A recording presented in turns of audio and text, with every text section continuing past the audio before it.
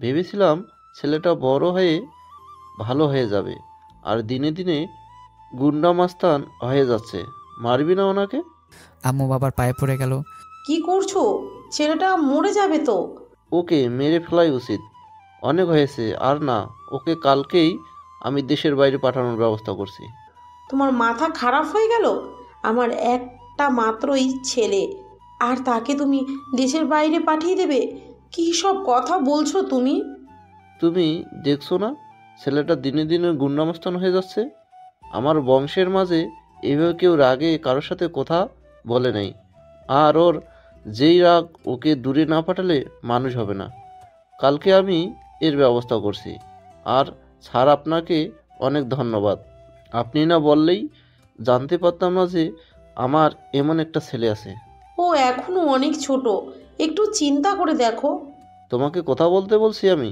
চুপ থাক। বাবার কথা শুনে আম্মু কথা বলা বন্ধ করে দিল। আমাকে মাটি থেকে তুলে আম্মু রুমে নিয়ে গেল। বাবা, তোর খুব লাগছে না রে? আমাকে ধরবে না, যাও এখান থেকে।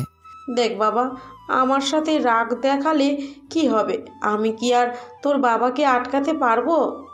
এখান থেকে প্লিজ যাও আম্মু, আমাকে একটু একা থাকতে দাও। আম্মু আমার কথা শুনে চলে গেল। দূর, কেন যে রাগ করে স্যারকে মারতে গেলাম, নইলে তো আজকে আর বাবা এই সিদ্ধান্তই নিত না। এই লাভ লেটার কে দিছে? আমি জানতে চাই আমার মেয়েকে কে এই লাভ লেটার দিছে।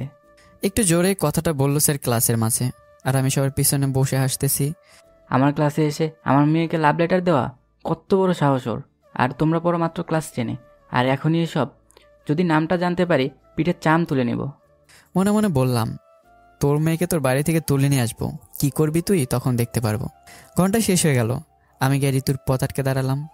ঋতু হলো এই স্কুলের প্রিন্সিপালের মেয়ে। আমি তারই প্রেমে পড়েছি, আর ওকে লাভ লেটার দিছি। কি ম্যাডাম, লাভ লেটার নিজে না দিয়ে বাবাকে দিয়ে পড়ালেন? বাহ, খুব ভালো। তোর তো সাহস কম না রে, আমাকে লাভ লেটার দিস? তুই জানিস এ কথা বাবাকে বললে তোর শরীরের চামড়া থাকবে না। আরে তোর বাবাকে কে ভয় পায়, হ্যাঁ? আর উনি তো ভবিষ্যতে আমার শ্বশুর মশাই হবেন। আই লাভ ইউ রে, অনেক ভালোবাসি তোরে। তোরে তো আমি দেখে নিব, আমাকে প্রপোজ করা। দেখ, কালকেই আমি বাবার কাছে বিচার দিব। আরে যা, গিয়ে বল, বাবা তোমার জামাই আমাকে বিরক্ত করে। এক কাজ করো বাবা, তোমার জামাইয়ের সাথে আমাকে বিয়ে দিয়ে দাও, তাহলে তোমার জামাই আর আমাকে বিরক্ত করবে না। বন্ধু, এটা কি শোনাইলি? আমার তো খুবই হাসি পাচ্ছে। তোরে তো আমি... আয়, জড়িয়ে ধরবি মনে হয়, মনের ইচ্ছে পূরণ কর। আমি না করব না। ঋতু রেগে চলে গেল। সত্যিই কি তুই ওকে পছন্দ করিস? পছন্দ করিস মানে? খুব পছন্দ করি। আমি তোরে আমার বাচ্চার আম্মু বানাতে চাই। ও ঋতু তুমি কোথায়? বন্ধু, আমি তো আর সিঙ্গেল থাকতে পারবো না, আমাকেও একটা পাঠিয়ে দে। একটু অপেক্ষা কর, আমার তো হয়ে যাক, পরে তোরে দেখবো। চল বাসায় যাই, আজকে আর ঘন্টা করব না। না, তুই যা, আমি ঘন্টা করব। আচ্ছা থাক তুই, আমি যাই। বাড়িতে যেতে যেতে আমার পরিচয়টা দিয়ে দিই। আমি বাবা মার দ্বিতীয় সন্তান। আমার ছোট একটা বোন আছে, নাম সাথী। ও ক্লাস 5-এ পড়ে। আর বাবা মা নিয়ে আমার পরিবার। আর আমাকে তো আপনারা চিনেনি, আমার কথা আর কি বলবো নতুন করে। এটা হলো আমার গল্পের পরিচয়। বাড়িতে যেতেই, কিরে, স্কুল থেকে কি পালিয়ে এলি? তুমি জানো না তোমার ছেলেকে পালিয়ে আসতে হয় না, সে সবার সামন দিয়ে আসে। যে কথা বলবে তা কেমন মার দেবো? লজ্জা করে না মা বাবার সামনে সব কথা বলা? আরেকটা কথা কি জানো, তোমার বৌমা পেয়ে গেছি। ছি ছি, এই বয়সে? আচ্ছা, তোর তো এখনো আমার মনে হয় দুধের দাঁত পড়ে নাই। আর সেই দিনের ল্যাংটা পোলা কি বলে, প্রেম পড়েছে নাকি? আম্মু চিৎকার দিয়ে বলল, আমার মানিজ্য শেষ করে দিচ্ছ। আম্মু, ভাইয়া আগে কি ল্যাংটা ছিল? তোরে তো আমি, আম্মু তুমি আমার মা নাকি অন্যের মা বুঝি না। মাঝে মধ্যে আমাকে নিজেই গুনগান গাও বুঝি না। নবাবের ছেলে, বাবার মতো হয়েছে একেবারে। তোর সরো তো। রুমে গিয়ে ফোনটা বের করে ফেসবুকে ঘোরাঘুরি করতে লাগলাম। তো সকালে রেডি হয়ে স্কুলে গেলাম। এখন প্রিন্সিপালের ঘন্টা। আমি বললাম, না জানি ঋতু কি সত্যি সত্যি বলে দেয় নাকি। স্যার, একটা ছেলে আমাকে খুব বিরক্ত করে, আর কালকে যে এই লাভ লেটার দিয়েছিল সেই ছেলেটা, আর বলে আমাকে নাকি ও ভালোবাসে। মনে মনে বললাম, আজকে তো আমি শেষ, না জানি প্রিন্সিপাল কি করে। এই তুমি দাঁড়াও, আর তোমার নাম লাদেন তাই না? নামটা তো ঠিকই বলেছেন, কিন্তু আমার অপরাধ। এই বয়সে লাভ লেটার দাও, তাও আবার আমার মেয়েকে? জানো এর পরিণতি কতটা ভয়ঙ্কর হতে পারে? আপনি দেখেছেন আপনার মেয়েকে আমি লাভ লেটার দিছি। যদি কোনো প্রমাণ থাকে আমি মাথা পেতে নেব আপনার দেওয়া শাস্তি। আমার মুখে মুখে কথা বলার সাহস তোমাকে কে দিছে? আমি কোনো অন্যায় করিনি, তাও যদি আমি শাস্তি পাই এটা কেমন না? এখন আমি যদি বলি আপনার মেয়ে আমাকে প্রপোজ করেছে, তাহলে কি আপনি ওটা বিশ্বাস করে নেবেন? ঠিক বলেছে স্যার, ওর কথা যুক্তি আছে। স্যারের হাতে ছিল একটা বেত, ওটা হাত দিয়ে ভেঙে। আমার সাথে বেয়াদবি, দেখে নেব তোমায়। একজন শিক্ষককে আপনার মুখে এই কথা মানায় না। আপনি তো আমাদের সাথে ভালো ব্যবহার করবেন, আর ছাত্রকে আবার হুমকি দেন, এটা কি ঠিক? স্যার আগে ক্লাস থেকে বের হয়ে চলে গেল। কিরে ঋতু, আমার নামে বিশ্বাস দিস না স্যারের কাছে? আমাকে এই ক্লাসে সবাই খুব ভালো করেই চেনে। আমার সাথে বেয়াদবির ফল কিন্তু ভালো হয় না। আর তোর যেহেতু ভালোবাসি তাই মাফ করলাম, ক্লাসের সবার সামনেই বললাম। তোরে সবাই ভয় পেলে কি হবে, আমি পাই না। আর কতবার বলছি এসব কথা আমার সামনে বলবি না, আমি তোরে ভালোবাসি না। তোর ভালোবাসতে হবে না, আমি জানি কিভাবে তোর কাছ থেকে ভালোবাসা আদায় করতে হয়। দেখ লাদেন, বাড়াবাড়ি করবি না আমার সাথে। তুই কি মনে করিস তোর বাবাকে আমি ভয় পাই? যেখানে আমি আমার নিজের বাবাকে ভয় পাই না, সেখানে তোর বাবাকে? ঋতু আমাকে পাশ কাটিয়ে চলে গেল। ঋতুর এক বান্ধবী বলল, জানিস লাদেন, ঋতুর বয়ফ্রেন্ড আছে, ও আরেকজনকে ভালোবাসে। কে ওই ছেলেটা? আমাদের ক্লাসের সাধুকে। রবিন? ওই শালা কই? আরে ও তো চলে গেছে। ওকে একটু দেখতে হবে, কালকে আসবে না শালা? মাথা ঠান্ডা করে বস, আর কত বড় সাহস, আমিও দেখে নিব। স্কুল থেকে বাড়িতে চলে গেলাম। কি রে, আজকে এত আগে চলে আসলি কেন? এমনি আমার ভালো লাগছে না। এত টাকা দিয়ে তোরে আমি পড়াশুনো করাই, আর আমার সাথে এভাবে কথা বলিস? পড়াতে বলেছে কে তোমাকে? এটা বলতে পারো না? আমিও অন্যের মতো কৃষিকাজ করি। বলে রুমে চলে আসলাম। শরীরের রাগ এখনও কমেনি। আজকে একটু দেরিতে ঘুম থেকে উঠেছি। তাড়াতাড়ি রেডি হয়ে স্কুলে চলে গেলাম। হঠাৎ নজর পড়লো স্কুলের আম গাছের নিচে, দেখি রবিন আর ঋতু হাত ধরে বসে আছে। 440 ভোল্টের রাগ উঠে গেল। সরাসরি গিয়ে রবিনের বুকের মাঝে লাথি মারলাম। তোর কত বড় সাহস, আমার গার্লফ্রেন্ডের সাথে বসে বসে প্রেম করিস? ওকে, তুই লাথি দিলি কেন? বলে ঠাস করে আমার গালে একটা থাপ্পড় দিল। সরাসরি ঋতুর চুলের মুঠি ধরে, তোর সাহস তো কম না, আমার গায়ে হাত তুলিস? মনে করিস না তোরে ভালোবাসি বলে মাফ করে দেব? দিলাম আমি ওর গালে কষে কয়েকটা চর। রবিনকে তোর ইচ্ছে মতো মারতে লাগলাম। ক্লাসের সবাই দৌড়ে এসে আমাকে জড়িয়ে ধরলো। তাদের মাপ করে দে, সব কি শুরু করলি স্কুলে এসে? ছাড় আমাকে, আজকে ওদের আমি দেখে নেব। প্রিন্সিপাল এসে দেখে ঋতুর গাল লাল হয়ে আছে। তোর কত বড় সাহস আমার মেয়ের গায়ে হাত তুললি, আবার আমার স্কুল থেকে তোরে আজকেই আমি টিসি দিব। কি বললি রে? তোরে তো আজকে আমি খাইছি, আমাকে টিসি দিবি না? বলে আমি যেতে লাগলাম। 4-5 জন মিলে আমাকে ধরে ফেললো। আমাকে মারবি না? তোরে আমি কি যে করবো, তুই আমাকে চিনিস না। সুমন, স্যার আমাকে দেখি ওরে একটু। ওরা আমাকে টেনে এক পাশে নিয়ে গেল। তোর মাথা খারাপ হয়ে গেছে, তাই বলে স্যারের সাথে খারাপ ব্যবহার করবি? খারাপ ব্যবহার মানে? ওর মেয়ের গায়ে হাত তুলেছি বলে ও আমাকে টিসি দেবে? ওকে তো আজকে আমি। সুমন একটা টাইগার এনে দিল। ওটা খেয়ে মাথা ঠান্ডা কর। এমনিতে এত ঠান্ডা, আবার আরেক ঠান্ডা এনে দিলি? বাড়িতে যা, এখন আর পরিবেশ একটু ঠান্ডা হোক।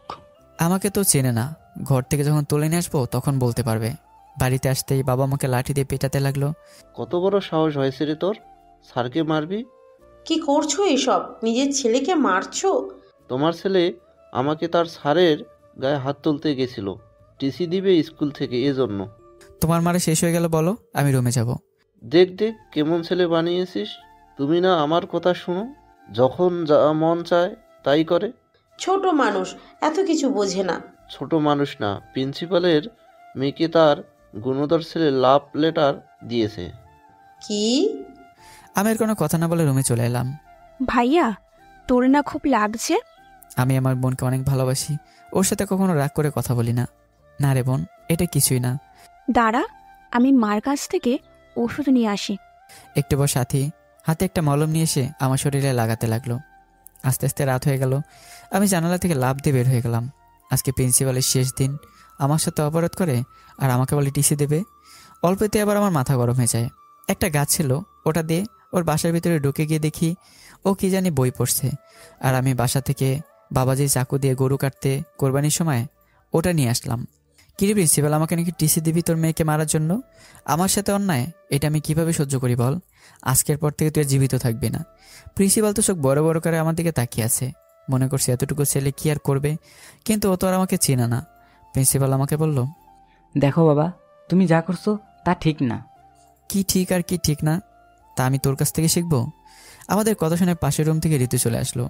আর আমাকে এখানে দেখে ও খুব অবাক হয়ে গেছে। কি, আমাকে দেখে অবাক হওয়ার কিছুই নেই। আজকে আমি তোর বাবাকে খুন করতে এসেছি। শালা আমাকে টিসি দেওয়ার আগে ওকেই টিসি দিয়ে উপরে পাঠিয়ে দেবো। আমার হাতে চাকুটা দেখে ঋতুসহ ওর বাবা অনেক ভয় পেয়ে গেছে। এতক্ষণ মনে করেছিল আমি হুমকি দিচ্ছি, এখন তো ওদের মাথা থেকে ঘাম বেরোতে শুরু হলো। ঋতু সরাসরি আমার পায়ে পড়ে গেল। ও এতদিন পর বুঝতে পারছে আমি যে সত্যি সত্যি ওর বাবাকে মেরে ফেলতে পারি। আমার বাবাকে মাফ করে দাও। আমি তোমার সাথে ভুল করেছি। তুমি যা বলবে আজকে থেকে আমি তাই করব। আমার মা নাই, বাবাই আমার সব। ওর কথা শুনে একটু মায়া লাগলো। আমার সাথে যে বেইমানি করে তার সাথে আমার কোনো সম্পর্ক থাকে না বলে ওর গালে একটা চুমু দিলাম। এটা তো শাস্তির ফল, রোমান্টিকভাবে মাফ করলাম। আর তুই তো আমার গার্লফ্রেন্ড হওয়ার যোগ্যই না, এজন্য মাফ করে দিলাম। এটা একটা লজিক। তোর বাবাকে বলিস আর যেন আমার সাথে লাগতে না আসে। ঋতুর বাবা মূর্তির মতো দাঁড়িয়ে আছে আর ঋতুর কাহিনী দেখছে। আমি একটা হাসি দিয়ে বেরোয় আসলাম, জানালা দিয়ে আবার আমার রুমে চলে আসলাম। সকালে ঘুম থেকে উঠে দেখি ঋতু আর ওর বাবা আমাদের বাড়িতে। বাবা আমাকে নিচে ফেলে বাবার বেল দিয়ে আমাকে ইচ্ছে মতো মারতে লাগলো।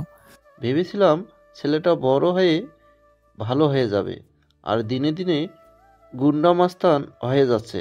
মারবি না ওনাকে? আম্মু বাবার পায়ে পড়ে গেল। কি করছো? ছেলেটা মরে যাবে তো। ওকে মেরে ফেলাই উচিত, অনেক হয়েছে। আর না, ওকে কালকেই আমি দেশের বাইরে পাঠানোর ব্যবস্থা করছি। তোমার মাথা খারাপ হয়ে গেল? আমার একটা মাত্রই ছেলে, আর তাকে তুমি দেশের বাইরে পাঠিয়ে দেবে? কী সব কথা বলছো তুমি? তুমি দেখছো না ছেলেটা দিনে দিনে গুন্ডামস্তান হয়ে যাচ্ছে? আমার বংশের মাঝে এইভাবে কেউ রাগে কারোর সাথে কথা বলে নাই। আর ওর যেই রাগ, ওকে দূরে না পাঠালে মানুষ হবে না। কালকে আমি এর ব্যবস্থা করছি। আর স্যার, আপনাকে অনেক ধন্যবাদ। আপনি না বললেই জানতে পারতাম না যে আমার এমন একটা ছেলে আছে। ও এখনো অনেক ছোট, একটু চিন্তা করে দেখো। তোমাকে কথা বলতে বলছি আমি, চুপ থাক। বাবার কথা শুনে আম্মু কথা বলা বন্ধ করে দিল। আমাকে মাটি থেকে তুলে আম্মু রুমে নিয়ে গেল। বাবা, তোর খুব লাগছে না রে? আমাকে ধরবে না, যাও এখান থেকে। দেখ বাবা, আমার সাথে রাগ দেখালে কি হবে? আমি কি আর তোর বাবাকে আটকাতে পারবো? এখান থেকে প্লিজ যাও আম্মু, আমাকে একটু একা থাকতে দাও। আম্মু আমার কথা শুনে চলে গেল। দূর, কেন যে রাগ করে স্যারকে মারতে গেলাম, নইলে তো আজকে আর বাবাই সিদ্ধান্তই নিত না। যা হবার তো হবেই, এত চিন্তা করে কি হবে। বিকেলে যে রুম থেকে বের হব। লাদেনের মা, বল কি হয়েছে? ওকে বল রেডি হতে, আজকে রাতেই ওর ফ্লাইট। কি বলছো এত তাড়াতাড়ি? দেখো, আমার একটা মাত্র ছেলে, ওকে ছাড়া আমি কিভাবে থাকবো? আমি কি বলছি, ছেলেকে রেডি হতে বল। আমি বাবার কথা শুনে রাগ করে রুমে চলে এলাম। থাকবো না আর এদেশে, আসবই না আর। বিকেলে বাবার সাথে রওনা দিলাম। আম্মুর সাথে পর্যন্ত কথা বলিনি, সব কিছু রেডি করে প্লেনে উঠে পড়লাম। শেষবারের মতো দেশের মাটির দিকে তাকিয়ে আছি। একটু পর পাখির মতো উড়াল দিলাম।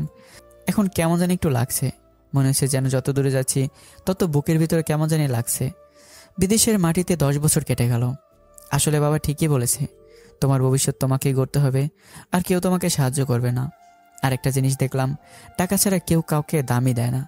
তবে বাবার দেওয়া কথা আমি রাখতে পেরেছি। আমি আমার রাগকে এখন কন্ট্রোল করতে পারি। কেউ যদি এখন আমাকে বিনা কারণে আঘাত করে, তাও কিছু করি না। বাবার দেওয়া প্রতিটা কথা এখনও আমার কানে বাজে। আজকে আমি ওকে না বলে দেশে যাওয়ার জন্য রওনা দিলাম। অনেক দিন হলো বাবা মাকে দেখি না। আম্মু কেমন আছে? অনেক চিন্তা করতো আম্মু আমার জন্য। আর বাবার কথা কি বলবো, যখন যত টাকা প্রয়োজন হয়েছে বলার আগে দিয়ে দিয়েছে। সকাল 8টায় দেশের মাটিতে পা রাখলাম। বাড়িতে যেতে যেতে প্রায় সকাল হয়ে গেল। ভেবেছিলাম বাসায় গিয়ে সবাইকে সারপ্রাইজ দেবো, কিন্তু আমি যে সারপ্রাইজ হয়ে যাবো কে জানতো। বাবাকে একটু হুইল চেয়ারে বসতে দেখে খুব অবাক হয়ে তাকিয়ে আছি। আর হঠাৎ বাবা আমাকে দেখে অবাক চোখে তাকিয়ে আছে। বাবার চোখ দিয়ে পানি পড়ছে, বুঝতেই পারছি। আম্মু, আম্মু। আমার কথা শুনে আম্মু দৌড়ে ঘর থেকে বের হয়ে আসলো। বাবা, তুই এখন এলি? ভালো আছো বাবা? আজকে আসবি? আমাদের বললিও না একবার। আম্মু, বাবার এই অবস্থা কি করে হলো? আমাকে আরও আগে বললা না কেন? আম্মু মুখে কাপড় খুঁজে কান্না করতে লাগলো। আমি আম্মুকে ছেড়ে বাবার কাছে গিয়ে বাবাকে জড়িয়ে ধরলাম। বাবা, তুমি ভালো আছো তো? হে রে বাবা, কতদিন পর তোরে দেখলাম, এখন খুব ভালো লাগছে। তোমার এই অবস্থা হলো কি করে বাবা? আমাকে কি একবারও বলার প্রয়োজন মনে করোনি? পাগল ছেলে, তোরে বললে তো তখনই এসে যেতি, তাই বলি নেই। আমি বাবাকে ছেড়ে, আম্মু কিভাবে কি হয়েছে? আমাদের কপাল খারাপ রে বাবা। হঠাৎ একদিন তোর বাবা মাথা ঘুরিয়ে পড়ে যায়। তারপর থেকে একটা পা আর একটা হাত অবশ হয়ে যায়। অনেক ডাক্তার দেখাইছি, বলছে এগুলো আর ঠিক হবে না রে বাবা। বাবাকে আমি দেশের বড় ডাক্তারের কাছে নিয়ে যাব। দেশের অনেক ডাক্তার দেখাইছি, সবাই একই কথা বলে। তাহলে কি বাবার? হঠাৎ পাশের বাসা থেকে এক চাচি এসে বলল, আপনাকে কত করে বলেছি আমার সুদের টাকা দিতে হবে না, আমার আসল টাকাটাই দিয়ে দেন, তাহলে কি আমি আপনার কাছে প্রতিদিন আসি? দেখ, আজকে আমার ছেলে এসেছে, ওর সামনে এসব কথা বলিও না। আর আমি বলছি তো, তোমার টাকা আমি দিয়ে দেবো। আপনি তো আর টাকা দিতে পারবেন না, যে অবস্থা আপনার, আপনার ছেলেকেই বলতে হবে। আব্বু আমাদের কাছে কিসের টাকা পায়নি? তোর বাবা তো আর টাকা ইনকাম করতে পারে না। তোর বাবাকে ডাক্তার দেখানো, তোরে টাকা দেওয়া, সব মিলিয়ে ওনার কাছ থেকে 1 লাখ টাকা ধার নিয়েছিলাম। কিন্তু কে জানতো যে তোর বাবা যে আর ভালো হবে না। সব বুঝতে পারছি, আমাকে আর কিচ্ছু বলতে হবে না। চাচা ভালো আছেন? ভালো তো, তোমার বাবা রাখলো কই? আজ 4 মাস হয়ে গেছে আমার কাছ থেকে টাকা আনছে, 1 টাকাও দেওয়ার নাম নেই। দেখুন চাচা, আমি জানতাম না আপনার কাছ থেকে আমার বাবা মা টাকা ধার নিয়েছে। আমাকে 2 মাসের সময় দেন। এই 2 মাসে আপনার সব টাকা আমি সুদে আসলে দিয়ে দেবো, সাথে কিছু লাভও দিয়ে দেবো। তোমাকে বিশ্বাস করা যায়? আচ্ছা যাও, দিলাম, তবে সময় মতো আমার টাকা চাই। সময়ের আগে পেয়ে যাবেন, চিন্তা করবেন না। চাচা চলে গেল। এই দিকে আয়। হ্যাঁ বাবা বলো। আমি ভাবি নাই তুই এতটা পরিবর্তন হয়ে যাবি। আগের থেকে অনেক পরিবর্তন হয়ে গেছস তুই। কোনো রাগ নাই, হাসি নাই মুখে, কথা বলিস। এখন আমি তো এটাই চেয়েছিলাম, কিন্তু তুই এসেই যেমন চাপে পড়ে গেলি, তাই না রে? আরে বাবা, তুমি এমনি অসুস্থ, এই অবস্থায় তুমি কাজ করতে পারবে? চিন্তা করো না, সব আমি সামলে নেব। আম্মু সাথী কই? কলেজে গেছে, একটু পর হয়তো এসে যাবে। তুই এত দূরের থেকে এলি, কিছু খাবি? আমি আমার সাথে। একটু পর সাথে এলো। আমি রুমে গিয়ে দেখি আমার বোনটা বাটন ফোনটা নিয়ে কি যেন দেখছে। কি রে আপু, কেমন আছিস তুই? ভাইয়া তুই? বলে আমাকে জড়িয়ে ধরলো। কিরে কান্না করিস কেন? তোর জন্য একটা উপহার নিয়ে আসছি। কি এটা ভাইয়া? আমি ওর হাতে একটা ফোন দিয়ে বললাম, এই যে আইফোন, তোর না খুব ইচ্ছে ছিল আইফোন ব্যবহার করবি, তোর জন্য নিয়ে এলাম। ধন্যবাদ ভাইয়া। কিরে কি হয়েছে, মন খারাপ করলে কেন? আমাদের অনেক ঋণ, তুই এটা বিক্রি করে দে, লাগবে না আমার। দেব অক্ষর, আমি আসছি না, সব সামলে নেব। এইসব নিয়ে তোর কোনো চিন্তা করা লাগবে না। আর আজকে চাচার সাথে আমার কথা হয়েছে, ওনার কাছ থেকে কিছু সময় নিছি, সব টাকা দিয়ে দেব। সত্যি ভাইয়া? রাতে রুমে শুয়ে চিন্তা করছি, ভাবছিলাম কয়েকদিন এলাকাটা ঘুরে দেখব, কিন্তু তার হলো না। পরিবারের বোঝায় যে এত আগে মাথায় নিতে হবে ভাবতেও পারিনি। অনেক করেছে আমাদের জন্য বাবা, আর না, অনেকে একটু শান্তি দেওয়া দরকার।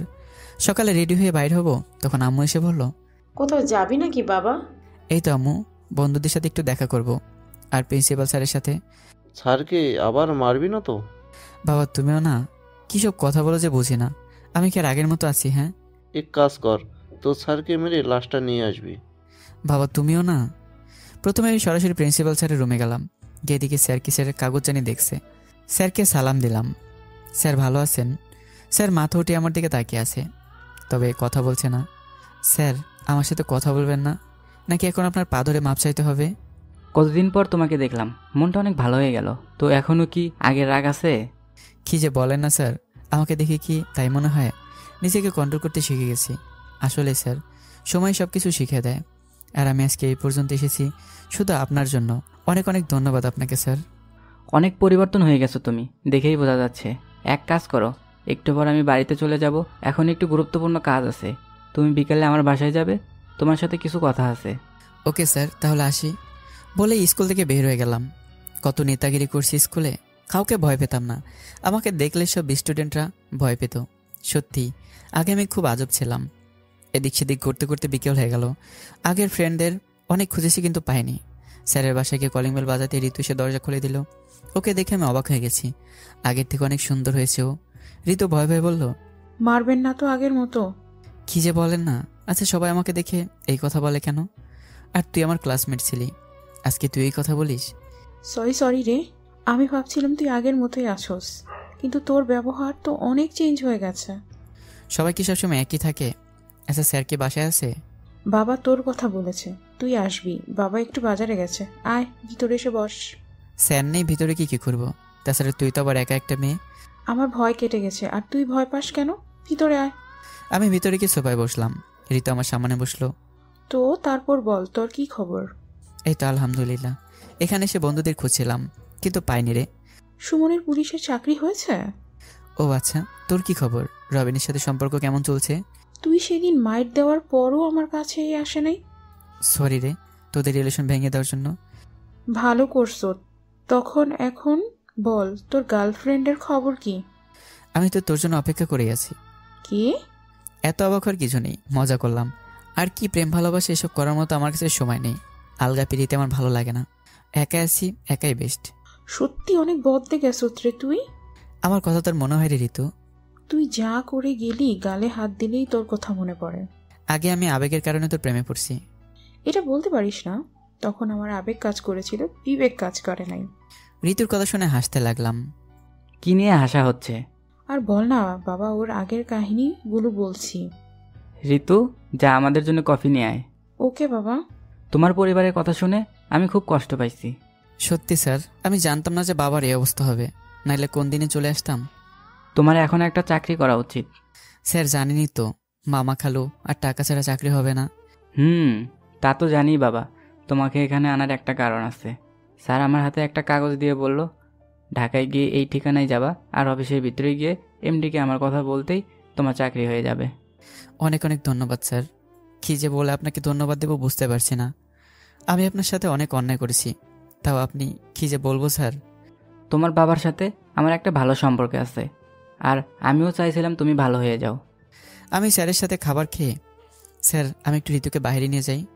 দেখিও আবার কাজী অফিসে যাইও না। ঋতু হাসতেছে। স্যার আপনিও না? আমি জানি বাবা, আগের লাদেন আর এখনকার লাদেনের মাঝে অনেক পার্থক্য। আমি তোমাকে অনেক বিশ্বাস করি, যাও। স্যার কালকে আমি সকালে চলে যাব। আমি সব কথা বলে রাখবো, তুমি কোনো চিন্তা করিও না। ঋতু চল, নাকি রেডি হবি? না চল। ঋতুকে নিয়ে একটা পার্কে গেলাম। আচ্ছা লাদেন, তোর একটা কথা বলি, কিছু মনে করবি না তো আবার? আরে না, কী যে বলিস বল। আমি কি দেখতে এতটা অসুন্দরী? কে বলেছে তুই সুন্দর না? হ্যাঁ, তুই তো একদম জাক্কাস পরীর মতো। তোরে যে কোনো ছেলে দেখে ক্রাশ খাবে। আমি যে কোনো ছেলের কথা বলছি না, তোর চোখে আমি দেখতে কেমন এটা জানতে চেয়েছি। ওয়েট ওয়েট, তুই তো কোনোভাবে আমাকে আবার পছন্দ করিস না তো? তুই তো আমার ফ্রেন্ড, তোর কাছে সব বলা যায়। পছন্দ করি বলতে 100%-এর মাঝে 50%। তোরে আমি পছন্দ করি, আর তুই বললে বাকিটা হয়ে যাবে। তোরে সহজ ভাষায় আমি বোঝাই, তাহলে তুই বুঝবি কেমন। বল। মায়া জিনিসটা এমন রে, জীবনে ধ্বংস করতে এই একটা শব্দই যথেষ্ট। কারো ওপর যদি তোর একবার মায়া পড়ে যায়, তাহলে তুই শেষ, যদি এই প্রেম সার্থক না হয়। আমার এক রুমমেট ছিল, ওর গার্লফ্রেন্ড ওকে অনেক ভালোবাসতো। কেন জানিস? ওর টাকা ছিল, এই জন্য ওরে ভালোবাসতো। আর ছেলের বন্ধু একদিন ওর গার্লফ্রেন্ডের সব কুকীর্তি ফাঁস করে দেয়। যে দেখে ও আরেকজনের সঙ্গে সম্পর্কে আছে, ওর সাথে ওর বিয়েও ঠিক হয়ে গেছে। সেই দিন ওকে খুব চিন্তিত হতে দেখেছি, কিন্তু সেই রাতে ও বিল্ডিং থেকে লাফ দিয়ে আত্মহত্যাও করে। ও আমাকে শিখে গেছে, কারণ মায়ে কোনোদিন পড়িস না, জীবন নষ্ট করে দেবে। তাই এসব থেকে এখন একটু দূরে থাকি। এসব প্রেম ভালোবাসা আমার দ্বারা হবে না।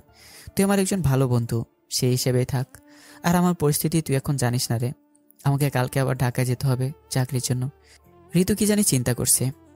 এই আমার কথা কি এতক্ষণ শুনলি, নাকি এক কান দিয়ে শুনলি আরেক কান দিয়ে বের করে দিলি?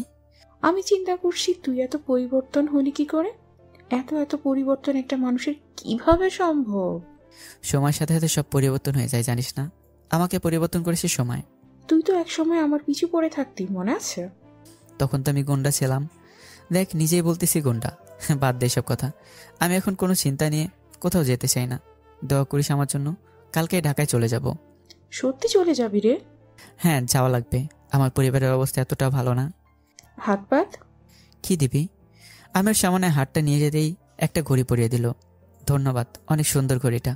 তোর সাথে তো আর প্রতিদিন এভাবে বসে আড্ডা দেওয়া হবে না রে। আগে যাই, দেখি ওখানকার কি অবস্থা। আর তোর একটা বুদ্ধি দেই। বল। সরকারি চাকরি করে এমন কাউকে দেখে বিয়ে করে নিবি। ধুর, এসব আরো পরে, এখন বল, সুমনের সাথে যোগাযোগ করবি না? ওর লেভেল আর আমার লেভেল অনেক আলাদা। এখনও সরকারি চাকরি করে, আর আমি বেকার। সুমনের সাথে দেখা করতে গেলে এখন লাইনে দাঁড়াতে হবে। আচ্ছা, আজকের মতো উঠি, অনেক কাজ আছে, সব কিছু গুছিয়ে নিতে হবে। সত্যি চলে যাবি রে? হ্যাঁ, চিন্তা করিস না, মাঝে মধ্যে আসবো। আমার কথা তো মনে রাখবি। তোরে কি আর ভোলা যায়? ফোন নাম্বার দে তোর। নে। ঋতুকে বিদায় দিয়ে বাড়িতে চলে গেলাম। রাতে আম্মুর রুমে গিয়ে দেখি বাবা শুয়ে আছে। আর মা বসে বসে পান চিবোচ্ছে। আম্মু আসবো? আরে বাবা, আয় আয়, নে পান খা। অল্প করে দাও, একটা কথা বলতে এসেছি। বল বাবা। প্রিন্সিপাল স্যার একটা কোম্পানির কথা বলছিল। আমি ওনাকে বলে রাখছি। কি বলছে উনি? কালকে সকালে ট্রেনে আমি ঢাকায় চলে যাব। কি বলিস? আসলি তো মাত্র কালকে, আর সকালেই চলে যাবি? আমার উপর এখন একটা দায়িত্ব আছে মা, সেটা পালন করতে হবে না? আসতে না আসতেই কেমন একটা বিপদে পড়ে গেলি না রে? এত আগে পরিবারের চাপ তোর উপরে পড়ে যাবে চিন্তা করতেও পারি না। কই আসলি, কয়েকদিন ঘুরে গ্রামটাকে দেখবি। তোর বাবার যদি আজকে... আম্মুর কিছু বলা লাগবে না, আর বাবার এখন বয়স হয়েছে, কত করবে আমাদের জন্য। এখন তাকে একটু বিশ্রাম নিতে দাও। আমার জন্য চিন্তা করতে হবে না রে বাবা। আচ্ছা আম্মু, সব রেডি করে রেখো, আমি সকালে রওনা দেবো। আচ্ছা। আম্মুর রুম থেকে বের হয়ে সাথী রুমে গেলাম। দেখে বই সামনে রেখে ফোন টিপছে। আমাকে দেখে ফোনটা রেখে বই নিয়ে পড়তে লাগলো। কি করিস সাথী? এই তো ভাইয়া, পড়ছি। আমি গিয়ে ওর পাশে বসলাম। একটা কথা বলি শোন, তোর বয়সটা আমাদেরও ছিল, নিজেকে কন্ট্রোল করতে শিখ, নাহলে জীবন অনেক কিছু করতে পারবি না। তোর ফোন কিনে দিছি, এই না যে সারাদিন ফোন ব্যবহার করবি। জানিস ছোটবেলায় আমার দাদা আর দাদি একটা কথা বলতো সবসময়, পড়ার সময় পড়বি, খেলার সময় হলে খেলবি। আমি ঠিক তেমনি বলি, যখন পড়ার সময় হবে পড়বি, ফোন তো সারাদিন টিপতে পারবি। বই সামনে রেখে ফোন ব্যবহার করিস, এটা কি ঠিক? সময় থাকতে সময়ের মূল্য দিতে শিখ। আর একটা কথা, আমি তোর বয়সে কারো প্রেমে পড়েছি, এই জন্যই তোরে আমি সাবধান করছি। এই বয়সটা এমনই রে, এই ছেলেটার চোখটা অনেক সুন্দর, ওই ছেলেটির চুলটা একটু লম্বা না হয়ে আর একটু খাটো হলে ভালো হতো, এই ছেলেটার নাকটা একটু বোঝা আর একটু সোজা হলে ভালো হতো। এভাবে প্রশংসা করে প্রেমে পড়ে যাবি, আর শেষে কি করবি? মা বাবা এই রিলেশন না মানলে পালিয়ে বিয়ে করে নিবি। একটা জিনিস তুই খেয়াল করে দেখ, আমার বোন আমাকে সেদিন ফোন করে বলছিল, ভাইয়া আমার বান্ধবীর আইফোন ব্যবহার করে। সেই দিন আমি বুঝে গেছি আমার বোনের কি লাগবে। আমার ইচ্ছা বাদ দিয়ে তোর জন্য আইফোন কিনে নিয়ে আসছি। এখন চিন্তা করে দেখ তোরে আমি কত ভালোবাসি। আর মা বাবার কথা নয় বাদই দিলাম, শরীরে রক্ত বিক্রি করে শরীরের চামড়া কেটে দিল, মা বাবার ঋণ কখনো শোধ করতে পারবো না। এগুলো কেন বলছি জানিস? কালকে আমি চলে যাব, তখন তুই একা যা মনে চাবে তাই করতে পারবি। তাই আমি চাই না মা বাবার মুখে চুনকালি দিয়ে কিছু একটা কর। আমি তোর অনেক ভালোবাসি, তাই আমি তোর আগে সাবধান করছি বোন। কথা শেষ করতেই সাথে আমার বুকে জড়ে ধরে কান্না করতে লাগলো। ভাইয়া, আমাকে মাফ করে দে, আমি সব বুঝতে পারছি। আমি জানি তো আমার বোনটা কত ভালো। ওর কপালে একটা চুমু দিয়ে বললাম, কান্না করিস না, কালকে ট্রেনে আমি ঢাকায় চলে যাব। এখন বল, তোর কি কিছু লাগবে? না ভাইয়া, কিছু লাগবে না। আচ্ছা তাহলে আমার কথা মনে আছে তো? সুন্দর করে পড়াশোনা কর। আমি তো কিছু হতে পারলাম না, তবে তুই বাবা মার মুখ উজ্জ্বল করতে পারবি না? তুই শুধু দোয়া করিস। সকালে রেডি হয়ে সবার কাছ থেকে বিদায় নিয়ে নিলাম। দেখে শুনে থাকবি বাবা। ওকে আম্মু, আমাকে নিয়ে তোমার চিন্তা করতে হবে না। ট্রেনের ভেতরে বসে আছি, একটু পরে তো ট্রেন ছেড়ে দিতে পারে। আমার সাথে একটা সিট, সামনে 2টা সিট এখনও খালি আছে। মনে মনে বলছি, একটা মেয়ে যেন বসে এই সিটে। হঠাৎ দেখি একটা পিচ্ছি মেয়ে, আমার বোনের সমান হবে। আমি পিচ্ছি বলছি দেখেন। মেয়েটা আর ওর মা আমার সামনে সিটে বসে পড়লো, আর ব্যাগগুলো আমার সাইডের সিটে রেখে দিল। বুঝলাম বড়লোক মানুষ, 3টা সিটে ওনারা নিয়ে নিছে। কই ভাবছিলাম সুন্দরী একটা মেয়ের সাথে বসে যাব, তার হলো না। তবে মেয়েটার দিকে তাকিয়ে দেখি কেমন যেন রেগে আছে, আর চোখে বড় একটা চশমা। পিচ্ছি হলো ওর মুখটা খুব মায়াবী। আমি অনুমান করলাম আমার থেকে হয়তো 2 বছরের ছোট হতে পারে। হঠাৎ দিকে মেয়েটা কাকে জানি কল করলো। ড্যাডি, আমি তোমাকে এসে ফোন করব। আমার মার জন্য একটা হেলিকপ্টার পাঠাতে পারলে না? ইস, এখানে পরিবেশ কত নোংরা, কেউ দাঁড়িয়ে আছে, বসে আছে, কি বিশ্রী পরিবেশ। ওরে বাবারে, কত ডঙ্গি মেয়ে রে, আমি তো এখন বুঝতে পারছি। মাম্মি, বাবাকে আমি খুন করব। ইস মাম্মি, আমি এইভাবে বসে যেতে পারবো না। সুমাইয়া মামুনি, কিছু হবে না। গাড়িটা যদি নষ্ট না হতো তাহলে তো আর আমাদের ট্রেনে আসতে হতো না। তুমি ঘুমিয়ে পড়ো। আমি এক নজরে মেয়েটার দিকে তাকিয়ে দেখলাম। হঠাৎ দেখি মেয়েটা ওর মার কানে কি যেন বলছে। আমি একটু শোনার চেষ্টা করলাম। আম্মু, এই ছেলেটা আমার দিকে তাকিয়ে আছে কেন? ওর হাব ভাব ভালো লাগছে না আম্মু। মেয়েটার মামার দিকে চোখ বড় বড় করে তাকিয়ে দেখলো। আমি মাথা নিচু করে বসে আছি। দেখি তো এখন মা মেয়ে দুজন মিলে কি করে। মাথাটি একটু উঁচু করতেই ঠাস ঠাস করে 2টা চড় দিলেন আমার গালে। মেয়ে দেখলে তাকিয়ে থাকতে ইচ্ছে করে না? আমাকে তো চিনিস না, নারী নির্যাতনে মামলা দিয়ে জেলে ঢুকিয়ে দেব। মামুনি এখন ঠিক আছে তো? হ্যাঁ হ্যাঁ আম্মু, এই ছেলেদের স্বভাবই এমন, পাশে কোনো সুন্দরী মেয়ে দেখলেই হিরো সাজে। আমি গালে হাত দিয়ে বসে আছি। কি এক জ্বালায় পড়লাম রে ভাই, রাগ কন্ট্রোল করতে শিখে গেছি, নাহলে এখানেই শেষ করে দিতাম ওদের। আমার মতো ট্রেনের সবাই ওদের দিকে তাকিয়ে আছে, আর অযথা আমি থাপ্পড় খেলাম। সুমায়ানা কি বলছে নাম এটাও মনে নেই। মেয়েটা চশমাটা হাতে নিয়ে বলল, মাম্মি, এটা কেমন জানি ময়লা হয়ে গেছে না? আম্মু, চশমার একটা দোকান রাখবো ঘরে, চিন্তা করো না আম্মু। যখন যেটা পছন্দ হয় সেটা পরিয়ে ওকে আম্মু। তুমি আমার লক্ষ্মী আম্মু। বিশ্বাস করেন এদের কাহিনী দেখে মনে হচ্ছে যে জানালা দিয়ে ওদের লাথি মেরে বাইরে ফেলে দেই। মেয়েটা দেখতে একটু মায়াবী, আর মা মেয়ে দুইটা শরীরে এত ঢং কই রাখে রে বাবা। মনে হয় যেন এই বুড়ির প্রেমে আরেকজন পড়বে। তবে যে যাই বলুক না কেন, মেয়েটাকে আমার কাছে খুব ভালোই লাগছে। তবে ডঙ্গি না হলে আরেকটু ভালো হতো। ছেলেদের মন যাই বলুন না কেন, মেয়ে পাশে থাকলে একটা চান্স না নিলে কি আর হয়। বাইরে আশেপাশে কেমন যেন একটা জঙ্গলের মতো পরিবেশ। মামি, এখানে ভূত থাকে না। মা, বড় বড় ভূত আছে এখানে। মামি, আমার না ভূত দেখার খুব ইচ্ছা। ভূতের সাথে খেলবো, মজা করব, পারবো না মাম্মি? মা, সব হবে, চিন্তা করো না। এই কথা বলতে কেমন যেন একটু শব্দ হয়ে ট্রেন চলা বন্ধ হয়ে গেল। মনে মনে বললাম, মেয়েটার মনের আশা মনে হয় পূরণ হয়ে গেছে। মানুষে বলা বলি করছে ইঞ্জিন নাকি নষ্ট হয়ে গেছে, ঠিক করতে অনেক সময় লাগতে পারে। এটা শুনে মেয়েটা বলল, আম্মু, এখন কি হবে? ইস, অনেকটা সময় তো নষ্ট হয়ে যাবে বুঝি। কিছু হবে না মা, চিন্তা করিস না, একটু পরে ঠিক হয়ে যাবে। সবাই উঠে বাইরে যাচ্ছে। আমি এখানে বসে থেকে কি করব, তাই আমিও বসা থেকে উঠে বের হতে লাগলাম। এই ছেলে, এদিকে আসতো একটু। মেয়েটার মা ডাক দিল, ধুর, কেন ওদের পাল্লায় পড়লাম। হ্যাঁ আন্টি বলেন। একটু আগে তো থাপ্পড় দিলি, এখন আবার আমাকে ডাকিস? আস্তে করে বললাম। এই, তোর তো সাহস কম না, আমার আম্মুকে আন্টি বলিস? আম্মুকে দেখে কি আন্টির মতো লাগে তোর কাছে? দেখিস না ট্রেনের সবাই আমার আম্মুর দিকে কেমন যেন পাগল চোখে তাকিয়ে আছে। আপু বলবি আমার আম্মুকে, ঠিক তাই না আম্মু?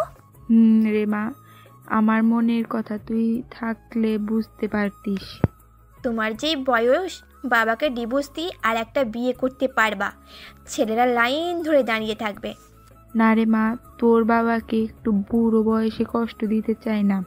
মা আর মেয়ের কথা শুনে আমি পুরাই ব্যাককল হয়ে গেছি। কী সব বলছে, লজ্জাশরম কিছুই নেই ওদের ভেতরে। কি রে, এইভাবে তাকিয়ে কি দেখিস? চোখ তুলে নেব। আম্মু, কি জন্য ডাকছে জিজ্ঞেস করো। আরে রাখতো তোদের মা মেয়ের কথা। সেই উঠছি থেকে বকবক করে আমার মাথা খেয়ে ফেললি। আর কি বলিস? তোর মার দিকে সবাই তাকিয়ে আছে। আরে কিসব পোশাক পরলি খেয়াল আছে? ওরা তো তোর মার দিকে তাকিয়ে আছে না, ওরা চোখ দিয়ে তোদের খেয়ে ফেলছে। এটা বুঝবি কি করে তোরা? এভাবে যদি অর্ধ উলঙ্গ হয়ে ঘর থেকে বের হোস, কে নাকে তাকাবে তোদের দিকে? মনটা চাই কি জানিস, এই চলন্ত ট্রেন থেকে তোদের ফেলে দেই, আর আপনাকে আমি সম্মান করতাম। আর কি বুড়ো বয়সে শরীরের ভাব উঠছে না, মনটা চাইছে তোদের জুতা দিয়ে পিটাই। তোরে তো আজকে আমি খাইছি। তোর এখান থেকে ওদের বকবক শুনতে পারবো না, তাই ট্রেন থেকে নেমে গেলাম। আমার মতো অনেকেই ঘোরাঘুরি করছে। ধুর, এখন এমনটা না হলেও পারতো। ঢাকায় চলে যাওয়ার পর নষ্ট হতে পারতো না। মনে হয় ওদের মামাকে একটু বেশি বকা দিয়ে ফেলেছি। হাই ভাইয়া, একটা হেল্প করবেন? পিছন ফিরে দেখি আমার বয়সে একটা মেয়ে। জি আপু বলেন। আসলে ভাইয়া, আমার ফোনের টাকা শেষ হয়ে গেছে, বাড়িতে একটু কথা বলার ছিল। ও এই বিষয়ে? ফোনটা ওর হাতে দিয়ে বললাম, নেন কথা বলুন, সমস্যা নেই। ধন্যবাদ ভাইয়া। মেয়েটা ফোনটা নিয়ে কার সাথে কিছুক্ষণ কথা বলে ফোনটা দিয়ে দিল। আমার নাম তানিয়া, আপনার নামটা জানতে পারি? জি আমার নাম লাদেন। ফ্রেন্ড হাত বাড়িয়ে দিয়ে বলল, ফ্রেন্ড হয়ে আর কি করবো, একটুই তো, তারপর তো আপনি আপনার রাস্তায় আর আমি আমার রাস্তায়। তাও ভাবছি একা একা তো আর কথা বলতে পারবো না, একটু সময় কাটানো দরকার, তাই আপনার সাথে কথা বলছি। ওকে তাহলে ফ্রেন্ড, ক্ষণিকের ফ্রেন্ড। সেটা যাই হোক, কথা বলার তো একটা মানুষ পাইলাম, একটু হলেও সময় কাটবে। আমি তাই চিন্তা করছি, একা একা কি আর করবো। এই ছেলে, এইদিকে আই। ওই মা আর মেয়ে আমাকে আবার ডাকছে। দূর বাল, বারবার ঘুরে পিছনে কেন আসে আমি বুঝি না। কি এইগুলো চেনেন নাকি? আর বলেন না, আমার কান ঝালাপাড়া করে ফেলেছে। আমার সাথে সিটে বসে আসছে। আপনি একটু দাঁড়ান, আমি দেখে আসি কি হয়েছে। ওকে। আমি আবার ওদের সামনে গিয়ে বললাম, কি হয়েছে? আর আমি ছাড়া কি এখানে কেউ নেই? আগের ঘটনার জন্য মাফ করলাম। আসলে গ্রাম অঞ্চলের মাঝে এই পোশাক মানায় না। এখন একটা কাজ করে দে, আমার মেয়ে আর আমার পায়ের জুতা অনেক ধুলা বালু ভরে গেছে, একটু মুছে দে তো। যত টাকার বিনিময় তুই নিবি দিয়ে দেব। ঠাস ঠাস করে নিজের গালে নিজের দুইটা চড় দিলাম। দেখো দেখো আম্মু, এই ছেলেটা মনে হয় পাগল হয়ে গেছে। আমি কি বলছিলাম, এসব পাগল ছাগল যে কোথা থেকে আসে। হে রে, আমি পাগল হয়ে গেছি তোদের মা আর মেয়ের কথা জ্বালায়। আর তোদের আমাকে দেখে কি চাকর মনে হয় যে আমি তোদের জুতা পরিষ্কার করে দেবো? কিভাবে ভাবলি? কানের নিচে ঠাটিয়ে 2টা চট দিলে আর এসব ভাবতি না। এখন এক কাজ কর, আমার জুতা পরিষ্কার করে দে। এর প্রয়োজনে তোরা মন মতো টাকা নিস, আমি দিয়ে দেবো। আর তোদের এই কাহিনী অন্য কাউকে বলে দেখ সাহায্য করে কিনা। আমার জায়গায় আজকে অন্য কেউ যদি থাকতো তাহলে বুঝতে পারতি কি হতো আজকে। রাগ কন্ট্রোল করতে শিখে গেছি, এই জন্য কিছু করছি না। না হলে আর দ্বিতীয়বার যদি আমাকে ডাকিস না, সত্যি সত্যি চলন্ত ট্রেন থেকে লাথি মেরে ফেলে দেবো। মেয়েটা ঠাস ঠাস করে আমার গাড়ি 2টা চট দিয়ে দিল। তোর সাহস তো কম না, আমাকে আর আমার মাকে অপমান করিস। তোরে তো ঢাকায় গিয়ে দেখে নেব। তানিয়া, তানিয়া, এদিকে আয় তো একটু। বলো। আমি মনে মনে চিন্তা করলাম, না থাক, তানিয়াকে দিয়ে চট দেওয়াতাম, কিন্তু পরে বেচারি যদি ঝামেলায় পড়ে যায়। শোন, আমি মেয়েদেরকে সম্মান করি বলে তোর গায়ে হাত তুললাম না, নইলে তোর আমি কাকে কি বলছি? এগুলো তো পাগল, এদের আর কি বলবো। এই তানিয়া চল। তানিয়াকে নিয়ে একপাশে চলে গেলাম। কি হয়েছে বলো তো? এক এক করে সব বললাম। এগুলো সহ্য করলে কিভাবে? আমি হলে তো। এখন বুঝ কি প্যারা দিছে আমাকে। তাও কিছু করিনি। বাদ দে, এরা বড় লোক ঘরের মেয়ে, মা যা মনে চায় তাই করে। আচ্ছা, তুই ঢাকায় কোন জায়গায় যাবি? সরি রে, তুই করে ডাকলাম। আরে সমস্যা নেই, আমি ঢাকায় ওই জায়গায় যাব। আমিও তো ওই জায়গায় যাব। আচ্ছা, যদি কপালে থাকে দেখা হবে অবশ্যই। হুম। ট্রেনের হর্ন বেজে গেছে, চল, মনে হয় ঠিক হয়ে গেছে। বাই। হ্যাঁ, আবার দেখা হবে। ট্রেনে গিয়ে বসতেই মা আর মেয়ে আমার দিকে কেমনভাবে যেন তাকিয়ে আছে, যেন আমাকে খেয়ে ফেলবে। দাঁড়া, মজা দেখাচ্ছি। ফোনটা বের করে সাথীকে কল দিলাম। আয়া বলো। আম্মুর কাছে দে তো। একটু অপেক্ষা করো। বাবা বল, আর কোন পর্যন্ত গেলি? হ্যাঁ মাম্মি, তোমার কি একটু আক্কেল জ্ঞান নেই? আমার ড্যাডি এই দেশের রাজা, আর তার ছেলেকে না ট্রেনে করে যায়। ও মাম্মি, পিছনে অনেক ব্যথা করছে, তাড়াতাড়ি আমার হেলিকপ্টার পাঠাও। আমি আর এভাবে বসে বসে যেতে পারবো না। এটা বলতে মার মেয়ে তেলে বেগুনে জ্বলে উঠলো, কিন্তু কিছু বলতে পারছে না। কি সব উল্টাপাল্টা কথা বলিস তুই? কিছুই তো বুঝতে পারছি না। আর বলেও না, আশেপাশে কতগুলো পাগল বসেছে, ওদের জ্বালায় বাবা। আর আমি পৌঁছে তোমাকে কল করবো আম্মু। ট্রেন নষ্ট হয়ে গেছিল তো, এখন আবার ঠিক করেছে। আচ্ছা, পৌঁছে আমাকে কল করিস, কেমন? ওকে আম্মু। ওরা আর কিছু বললো না। ঢাকায় নেমে দেখি ওদের গাড়ি এসে গেছে, আর ড্রাইভারকে আমার দিকে কি যেন ইশারা করে দেখালো। তাড়াতাড়ি করে ওখান থেকে পালাই, বড় লোকদের সাথে ঝামেলায় পড়া যাবে না, পরে চাকরি তো আর করতে পারবো না।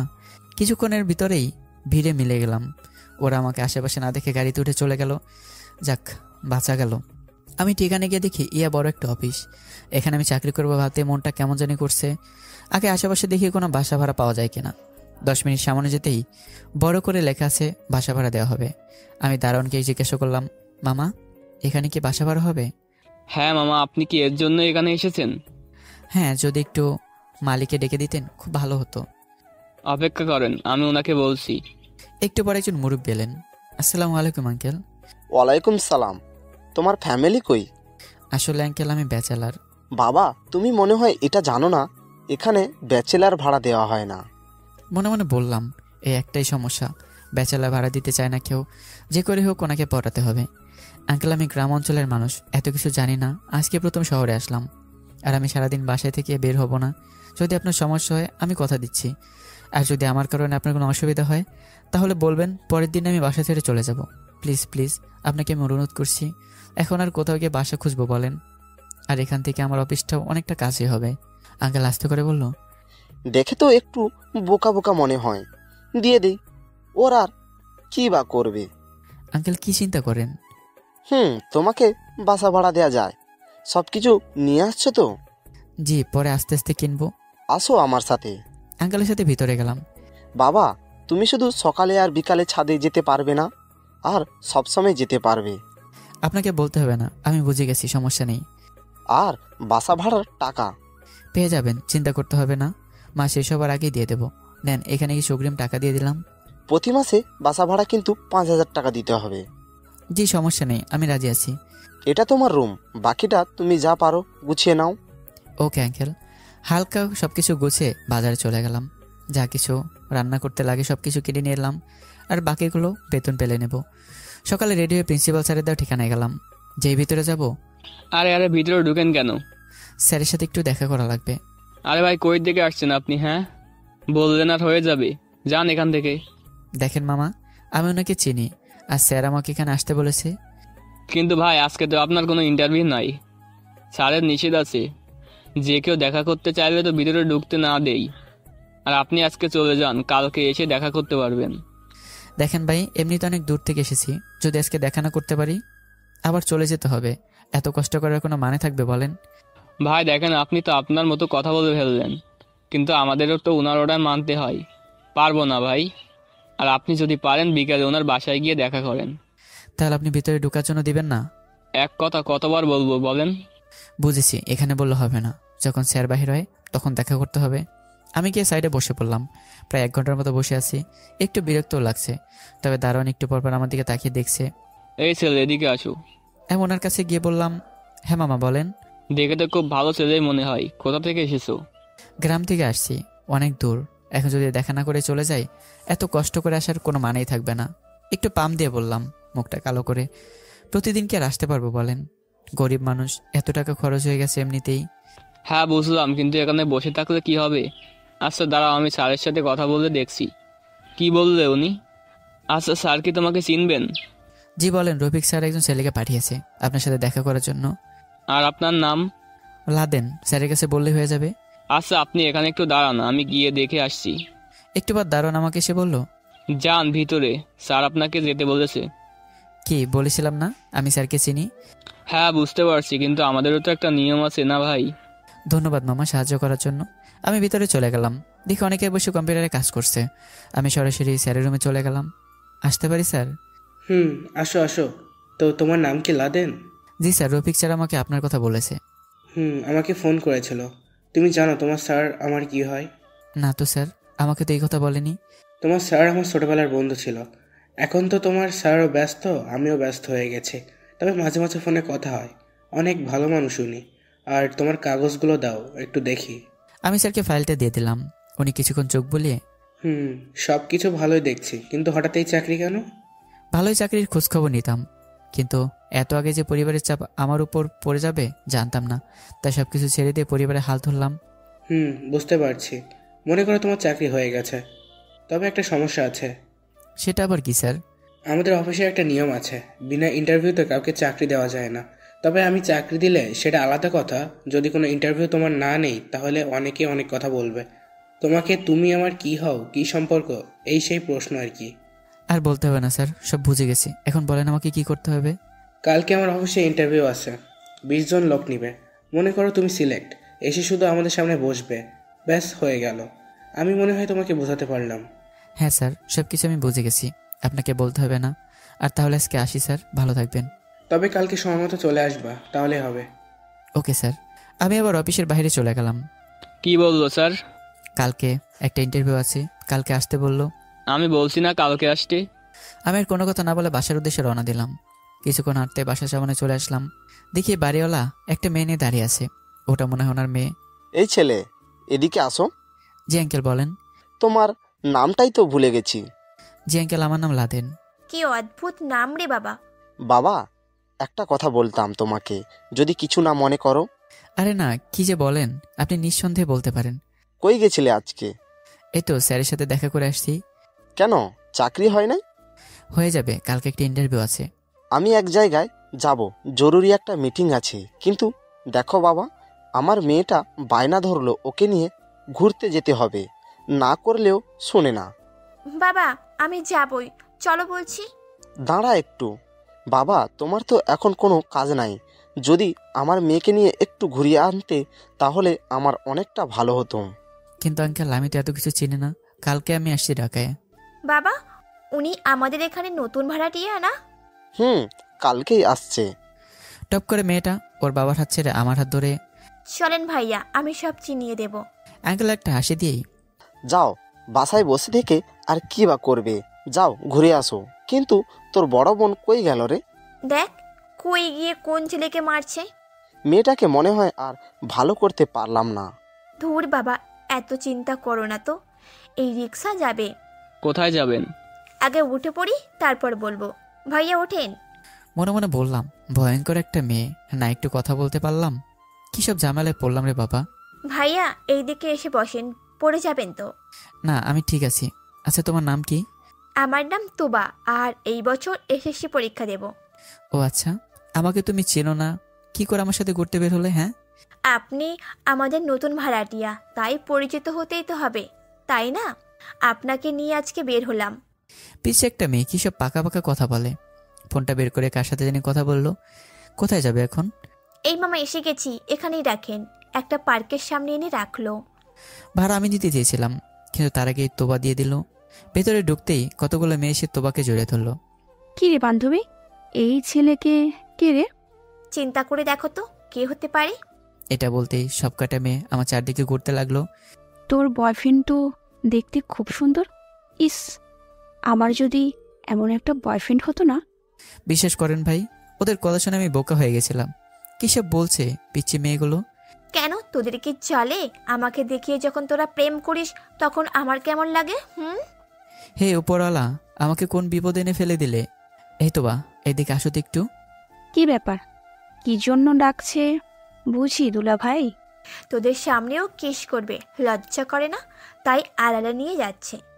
তোর এবার কোন বিপদে পড়লাম? নিজের কপালে নিজে বুঝি এবারও কোরআন মারলাম মনে হয়। এখন বলেন ভাইয়া, কি হয়েছে? কি সব কথা বলছে? হ্যাঁ, পিচ্ছি একটা মেয়ে, তুমি সেটা খেয়াল আছে? আমাকে দেখে কি তোমার? প্লিজ প্লিজ ভাইয়া, রাগ করবেন না। আমি তো ওদের মিথ্যা কথা বললাম আপনাকে দেখিয়ে, কিছু মনে করবেন না। আসলে আমার তো বয়ফ্রেন্ড নাই, তাই এই দুঃখ কার কাছে বলবো বলেন? বুঝেছি, আর ইমোশনাল হতে হবে না, পরে কান্না করে দেবে। আপনি প্লিজ একটু আমার বয়ফ্রেন্ড হওয়ার অভিনয় করেন না ভাইয়া। উল্টাপাল্টা কিছু করবে না তো আবার? না না না, কি যে বলেন আপনি, আমার বড় ভাইয়ের মতো। আচ্ছা যাও, তোমার কষ্ট আমি বুঝতে পারছি, কিন্তু একটা কথা মাথায় রাখবে, এই বয়সে কারোর সাথে প্রেম করবে না। এখন তোমার ভিতরে আবেগ কাজ করবে, বিবেক না। আমি জানি তো ভাইয়া, এই জন্যই আমি কারোর সাথে প্রেম করি না। গুড। তবু আমাকে আবার হাত ধরে ওদের সামনে নিয়ে গেল। না না, বলতে হবে তাদের জুড়িটা সেই। এমন একটা ছেলে যদি আমার জীবনে থাকতো, ইস, বুকের মাঝে আগলে রাখতাম। দেখেন দেখেন, পিচ্ছি মেয়েগুলোর কথা শুনে আমি বোকা হয়ে যাচ্ছি। কি সব কথা বলছে ওরা? তোবা, এদিকে কি হয়েছে? এত মানুষ কেন একসাথে? চলেন তো দেখি।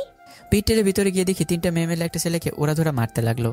এগুলো দেখে আমি ভয় পেয়ে গেলাম। তোবা ওদের দিকে যেতে লাগলো। কি করছো তোবা? ওরা ভালো না, ওদের কাছে গেলে দেখা যাবে তুমি সমস্যায় পড়ে যাবে।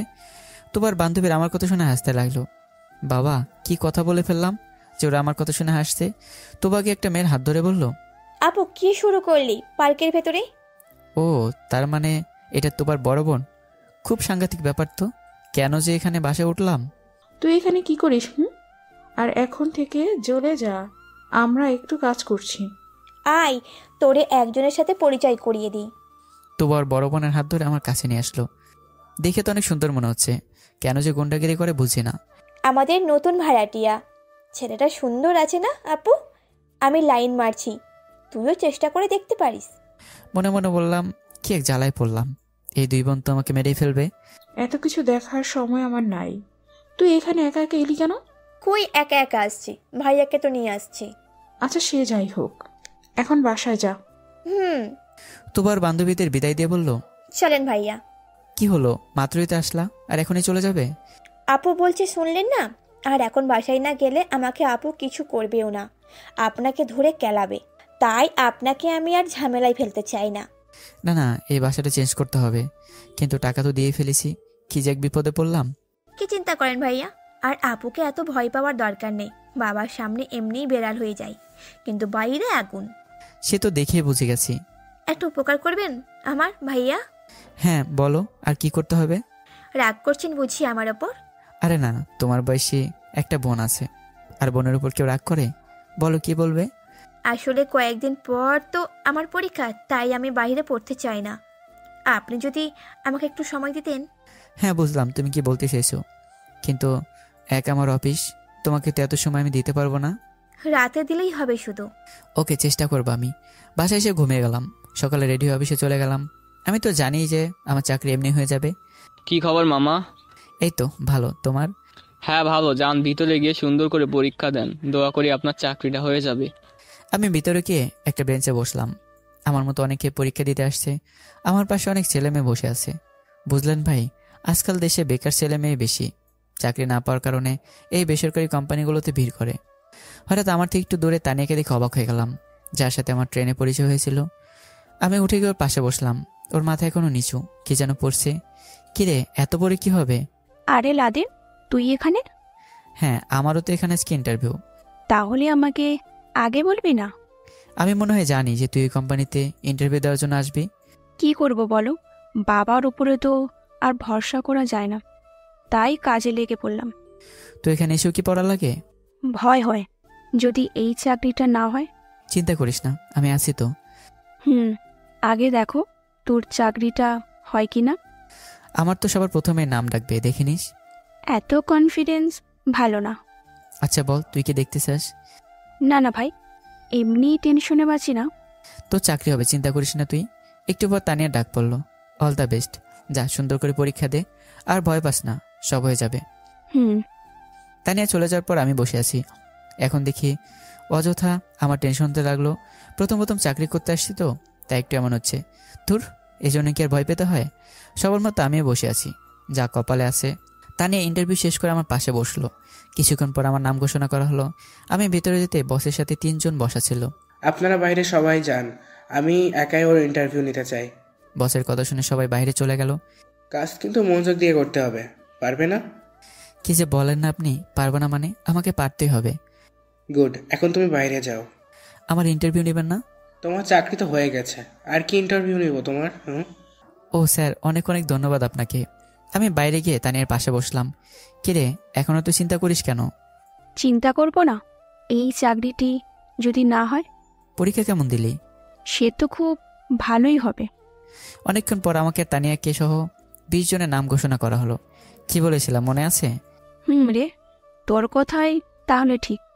আমি এখানকার সব জানি, কিভাবে কি হয়। তাহলে তুই একটা জিনিস মামু। বস আমাদের সবাইকে ডেকে নিয়ে সবকিছু বুঝিয়ে দিল। কালকে থেকে আমাদের প্রশিক্ষণ শুরু। তানিয়ার সাথে কথা বলতে বলতে বাসায় চলে আসলাম। আজ 5 বছর হয়ে গেল আমার চাকরির। প্রমোশন হয়েছে 2 বার। আমার বাবা মা আর বোনকে ঢাকায় নিয়ে আসছি। আগের বাসাটা ছেড়ে নতুন একটা বাসা ভাড়া নিয়েছি। তবে কালকে বস ঘোষণা করলো অফিসে নাকি কালকে থেকে বসের মেয়ে আসবে। বস আর আসবে না। সকালে অফিসে এসে বসে আছি। কি রে, ফুলের তোরা কিছু আনলি না?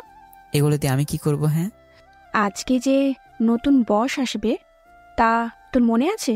আসলে আমার কি, আমি কাউকে সম্মান করতে পারবো না। তোর চাকরির চিন্তা নাই তাহলে? আমাকে তোর কি মনে হয় এই অফিস শুধু আমার জন্য কতটা ওপরের লেভেলে চলে গেছে? তোর কি মনে হয় বস আমাকে ছাড়বে? ভাই, তোরা কাজ করিস ভালো। আমি একটু ওয়াশরুমে যাব, একটা টান না দিলে হবে না। তুই সিগারেট খাওয়া ছাড়বি না, তাও আবার অফিসে এসে সিগারেট খাস। ধুর, এখন যদি বস এসে পড়ে কি হবে? কি আর হবে, কিছুই হবে না। আমি সিগারেট নিয়ে ওয়াশরুমে চলে গেলাম। কয়েকটা টান দিয়ে কিছুক্ষণ সময় কাটিয়ে নিজের ডেস্কে ফিরে এলাম। কোনো দিকে না তাকিয়ে বসে কাজ করতে লাগলাম। অনেক কিছুই বাকি আছে। হঠাৎ একটা মেয়ে সামনে এসে বলল, হাই ভাইয়া।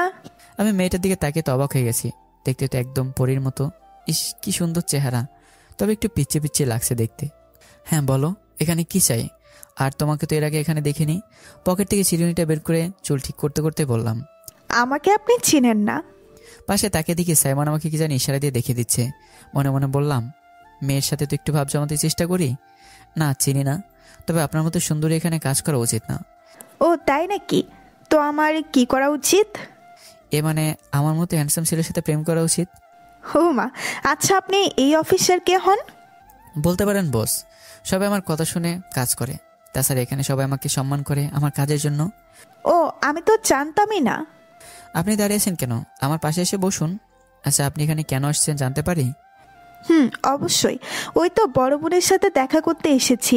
এই অফিসে যদি একটা চাকরি করতে পারতাম তাহলে নিজেকে ধন্য মনে হতো। আর এসব চিন্তা করতে হবে না, আপনাকে আমি চাকরি দেব। আপনি শুধু আমার পাশে বসে কাজ করবেন। আমি কিন্তু আপনার থেকে 1 বছরের ছোট। এসব কিছু না, আমি সব সামলে নেব। আচ্ছা, সে দেখা যাবে, একটু পর কে কাকে সামলাই। বলে মেয়েটা চলে গেল। আমিও যাওয়ার দিকে তাকিয়ে আছি। ইস, এত সুন্দর একটা মেয়ে অফিসে চাকরি করলে কি এমন ক্ষতি হতো? ভাই, তুই আজকে শেষ। বন্ধু, মাফ করে দিস, আর তোর সাথে আমাদের দেখা হবে না। তোরা সবাই মিলে আমার সাথে এমন করছিস কেন? আর কি বলিস, আমার চাকরি কি হবে? হ্যাঁ, আপনি একটু আগে যাকে পটাতে চেয়েছিলেন না, তিনি হলেন আমাদের বসের একমাত্র মেয়ে, আর বর্তমান বস এখন থেকে তিনি। ওমা, কি করলাম আমি? আজকে শেষ আমি। যাও দেখো চাকরি আছে কিনা। সাথে সাথে পিয়ন এসে বলল, ম্যাম আমাকে ডাকে। মেয়ে দেখলেই কি ঢং করা লাগে? এখন বুঝ কত ধানে কত চাল। ভয় থাকাস কেন? কিছু হবে না, লাদেনের কিছুই হবে না। সে তো আগে গেলেই বোঝা যাবে, তুই আগে যা। বুকে এক গাদা সাহস নিয়ে বসের কেবিনের সামনে গিয়ে, আসতে পারি বস? ও লাদেন সাহেব, আসেন আসেন, আপনার জন্যই তো আমি অপেক্ষা করে আছি। জি ম্যাম, বলেন। এখানে বসেন। না না, আমি দাঁড়িয়েই ঠিক আছি। আমার পাশে বসবেন আপনি তো আবার মেয়েদের পাশে বসতে খুব বায়না ধরেন। ছি কী সব বলেন ম্যাম? আমাকে তো তখন পেটানোর চেষ্টা খুব করেছিলেন। সরি ম্যাম, তখন জানতাম না যে আপনি আমাদের এখানকার নতুন বস। আচ্ছা, মাফ করে দিলাম। বাবার মুখ থেকে আপনার কথা অনেক শুনেছি, আপনার কাজ ভালো, এক কথায় সব কিছু অসাধারণ। আপনিও অসাধারণ ম্যাম। এটা অফিস, মজা করার জায়গা না। কি করব বলেন ম্যাম, আগে এমন কারোর সাথে হয়নি, আপনাকে দেখে বুঝি না। এখন যাই হোক, যান নিজের কাজ করেন গিয়ে। হ্যাঁ ম্যাম, কিছু জানা ছিল। বস আমার দিকে তাকিয়ে বলল, বলে ফেলুন, কি বলতে চান? আপনার নামটা কি জানতে পারি? কেন নয়, আমার নাম রিয়া। খুব সুন্দর নাম তো আপনার, রিয়া। আর কিছু বলবেন? বলতে তো অনেক কিছু চাই, কিন্তু এই মনে এত সাহস নাই। এত সাহস দেখিয়ে পরে চাকরি হারাতে হবে কিন্তু। সেটা গেলে গেল, কিন্তু কিছু কিছু মানুষ গেলে কি আর জীবনে আসবে? আপনি তো খুব টেরা মানুষ, এক কথা বারবার বলা লাগে। আমি মানুষটা এমন ম্যাডাম, বাইরে এসে কাজ করতে লাগলাম। কিরে, কি বললো ম্যাম? চাকরি আছে? তোর শর্ত, তুই চাকরি নিয়ে পড়লি? আমি তো বসকে নিয়ে কখন থেকে পড়ে আছি। তোর পছন্দ হয়েছে নাকি? ভাই তুই একেবারে গেলি, মরবি খুব তাড়াতাড়ি। ওর হাতে মরলেও সমস্যা নেই, ও আমার জান পাখি। তুমি কোথায়? ধুর, তুই মর বসে থেকে। এভাবে প্রতিদিন রিয়ার সাথে কিছুক্ষণ ডং করে আসি। তবে ম্যামের মনটা অনেক ভালো, যার কারণে আমাকে সহ্য করে, কিছুই বলে না। সত্যি বলতে আমি ম্যামের প্রেমে পড়ে গেছি। আজকে শরীরটা খুব খারাপ লাগছে, তাই আজকে আর অফিসে যাব না। হঠাৎ আমার পুরাতন বসের ফোন, রিয়ার বাবার। হ্যাঁ স্যার বলেন। তুমি তাড়াতাড়ি হসপিটালে চলে আসো। কেন বস? আর কি হয়েছে? আপনার কণ্ঠে এমন লাগছে কেন? খারাপ কিছু হয়নি তো আবার? হসপিটালে আসো, পরে বলতেছি। আমি তাড়াতাড়ি রেডি হয়ে হাসপাতালে চলে গেলাম। গিয়ে দেখি এক সাইডে বস বসে কান্না করছে, আমি ওনার পাশে বসলাম। অফিসের বাইরে আমি ওনাকে আঙ্কেল ডাকি। কি হয়েছে আঙ্কেল? আর আপনি এভাবে কান্না করবেন না, মানুষ দেখলে কি বলবে? মা আমার একটা মেয়ে, খুব ভালোবাসতাম ওকে, কিন্তু আজকে। কেন আঙ্কেল, কি হয়েছে ম্যামের? তার আগে আমার একটা কথা বলো তো বাবা, আমার মেয়ে কি তোমাদের সাথে কখনো খারাপ ব্যবহার করেছে? আরে কি যে বলেন না আপনি, খারাপ ব্যবহার করবে কেন? ওনার ব্যবহার এত সুন্দর যে অফিসে প্রতিটা কর্মচারী ওনার উপর খুশি থাকে সবসময়। ম্যাম কারোর সাথে খারাপ ব্যবহার করে না, কাউকে কাজের চাপ দেয় না। এই জন্য আপনাদের অফিসের কর্মচারী ম্যামকে অনেক ভালোবাসে। আর ম্যাম যতদিন অফিসে ছিল, সাধারণ কাজের তুলনায় সবাই খুব ভালো কাজ করেছে। আর আমি তো ম্যামের সাথে মাঝে মাঝে মজাও করি, কিন্তু উনি আমাকে কিছুই বলেন না, শুধু বলেন, লাদেন সাহেব কাজের উপর মনোযোগ দাও। আপনি এখন বলেন ম্যাম কিভাবে খারাপ হতে পারে? আর কে এই কথা বলেছে? আমি জানতাম আমি আমার মেয়েটাকে মানুষ করতে পেরেছি, আমার অনুমতি ছাড়া ঘর থেকে বের হয় না। আর আজকে ওরা আমার মেয়ের মুখে অ্যাসিড মেরে দিয়েছে। কি কি বলছেন এসব? বাবা, এটা আমাদের পাশের বাসার একটা ছেলে আমার মেয়েকে খুব বিরক্ত করত। আমার মেয়ে এই কথা বলেছিল, কিন্তু আমি বলছি এসব ছেলের পাল্লায় যেন না পড়ে। রিয়াও ওদের পাত্তা দিত না, ছেলেটা প্রতিদিন আমার মেয়ের পিছনে ঘুরতো। আমার মেয়ে যেহেতু ওকে পাত্তা দেয় না, তাই ও যেন আর কারোর সাথে প্রেম করতে না পারে, এর জন্য ওর সৌন্দর্য নষ্ট করে দিয়েছে মুখে অ্যাসিড ছুঁড়ে। কি অপরাধ করেছিল আমার মেয়েটা যে আজকে এর কারণে মুখে অ্যাসিড দিল?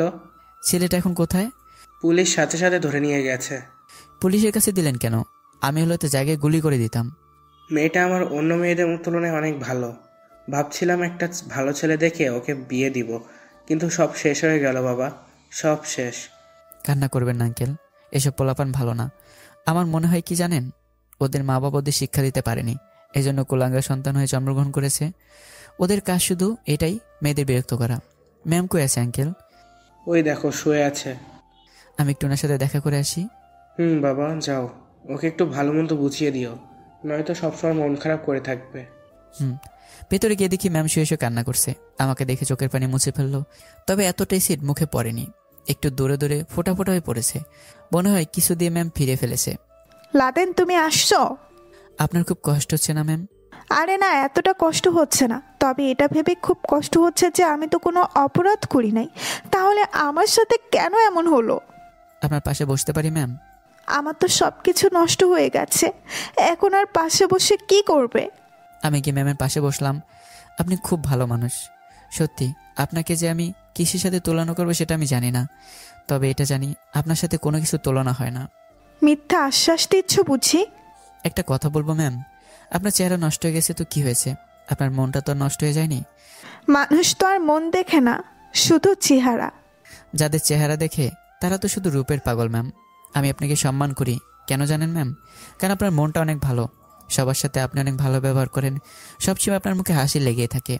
কারোর সাথে আমি দেখিনি যে আপনি মুখ কালো করে কথা বলতেন। আরে ম্যাম, ওরা তো মানুষ না। আর কে যেন একটা কথা বলেছিল ম্যাম জানেন, শুধু মায়ের পেট থেকে জন্ম হয়ে বের হলেই হয় না, মানুষের মতো মানুষ হতে হয়, নইলে এগুলো রাস্তার কুত্তা বেলায় হয়ে যায়। এখন আমি বলি, ওদেরও একই অবস্থা, ওদের থেকে কুত্তা বেলাও ভালো আছে।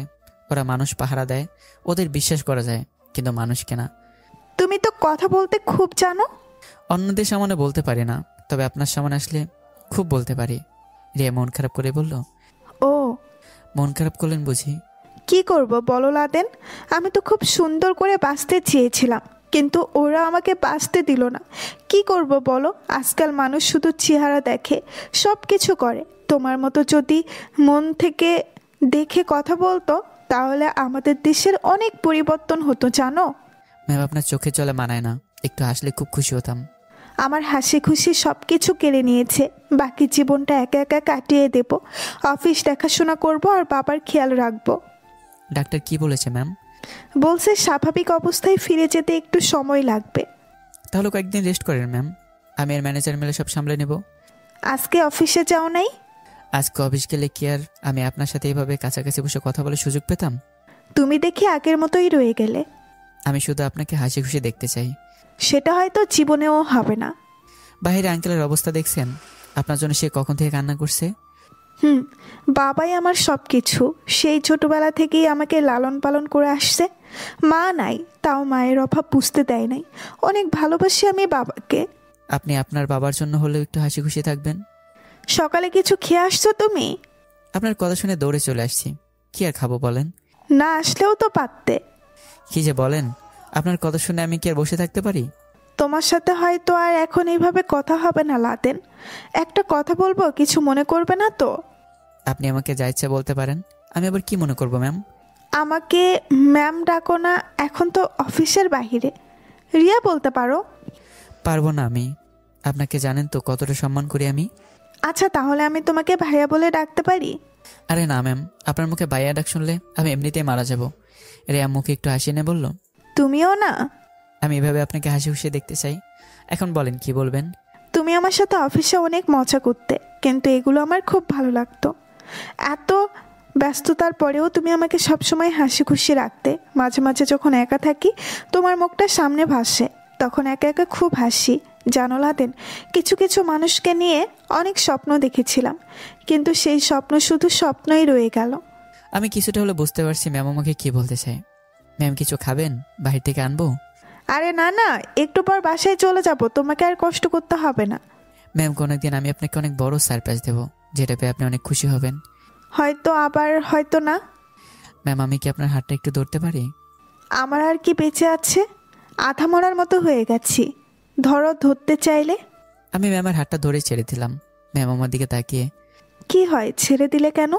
সেটার কোনো একটা কারণ আছে, আরেকদিন আপনাকে আমি বলবো। তবে এই অবস্থায় আপনাকে অনেক সুন্দর লাগছে জানেন। তুমি মনে হয় পাগল হয়ে গেলে, আমাকে তো কেউই দেখতে চায় না, আর তুমি বলো আমাকে সুন্দর লাগছে। আপনার এই সৌন্দর্য দেখতে তারও একটা সুন্দর মনের প্রয়োজন।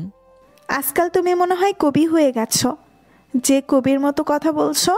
আপনার কাছে যদি আমি কবি হতে পারি, সেটাই আমার কাছে বেস্ট। ম্যাম, ও ম্যাম। আমি তো তোমার কাছেই আছি, এভাবে ডাকছো কেন? আপনার খুব কষ্ট হচ্ছে না ম্যাম? দেখেন আমি দাঁড়িয়ে আছি, আপনার জন্য কিছুই করতে পারছি না। তুমি আর কি করবে? আমার কষ্ট হচ্ছে, তুমি বুঝলে কিভাবে? আপনার কষ্ট আমি অনুভব করতে পারি ম্যাম। সত্যিই তুমি পাগল হয়ে গেলে। এখন যাও, বাবাকে একটু বোঝাও যাতে কান্না না করে। আপনি একটু মুখে হাসি রাখবেন, তাহলে আঙ্কেল অনেক খুশি হবে দেখবেন। চকলেট খাবে? আপনি দিলে তো অবশ্যই খাবো, রিয়া ওর ব্যাগ থেকে একটা চকলেট বের করে দিয়ে বলল, আমি সবসময় চকলেট সাথে রাখি, মাঝে মাঝে মন খারাপ হলে এটা খাই। তাহলে আজকে থেকে এটা আমার সাথেই রাখতে হবে। তা হঠাৎ কেন? আপনার কাছে যদি মাঝে মাঝে চকলেট না থাকে, আমি আমার নিজের হাতে আপনাকে খাইয়ে দেব। খুব শখ আছে দেখি তোমার। যদি মাঝে মাঝে আপনি সুযোগ দেন, দেখেন আমার চেয়ে আপনাকে কেউ খুশি রাখতে পারবে না। আচ্ছা ম্যাম, আজকে আসি, নইলে আবার মা বাবা চিন্তা করবে। আমার চেহারা নষ্ট হয়ে গেছে, এরপরেও তুমি আমার সাথে এসে কথা বলছো, জানো আমার খুব ভালো লাগছে।